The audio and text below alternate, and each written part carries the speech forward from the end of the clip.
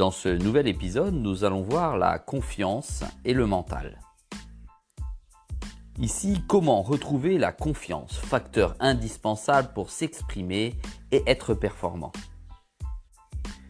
Si l'on écoute certains professionnels, des commerciaux, des sportifs, des politiques, des chanteurs, des éboueurs, des balayeurs, des journalistes, des boulangers, la confiance se retrouve à travers les victoires.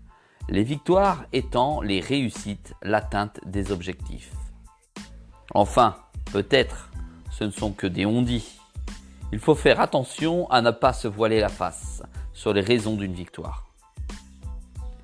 Sinon, celle-ci peut être dévastatrice. Nous savons tous que nous pouvons gagner même en n'étant pas très performants. Le problème, c'est que ce n'est pas durable. Du coup, après une défaite, nous perdons confiance. Cela signifie que la notion de confiance n'est pas à réduire au seul résultat. La victoire peut nourrir la confiance, mais il est préférable de construire sa confiance par des certitudes sur le comportement ou les valeurs. La confiance ne doit pas et ne peut dépendre que des résultats. Sinon, elle risque d'être très fragile et fluctuante. La confiance ne peut pas entraîner une baisse d'engagement. La confiance ne doit pas entraîner une baisse d'engagement.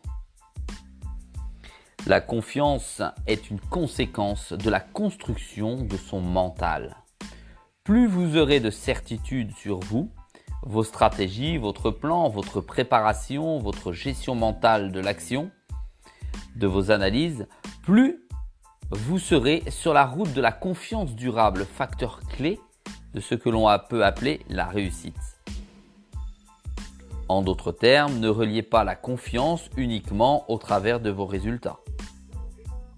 Soyez plus ambitieux, construisez-la pour qu'elle soit pérenne. La victoire n'est qu'une conséquence. Alors la vraie question, faut-il avoir confiance en soi pour gagner ? La réponse est simple, oui, il faut avoir un minimum de conscience de ses capacités, mais ensuite il faut respecter deux règles. La première est de beaucoup s'entraîner, car l'entraînement conduit à la perfection. Comme disait Platon, rien ne résiste à l'entraînement. Je reviendrai naturellement plus tard sur le terme entraînement. La deuxième est de ne pas confondre avoir confiance dans ses capacités et avoir confiance dans le fait d'obtenir tel résultat. Il est normal de douter du résultat car on affronte l'inconnu. Pour que la confiance mentale s'instaure, il faut donc se centrer sur soi et sur ce qu'on veut dire. Avoir confiance dans le fait de gagner, finalement on s'en moque.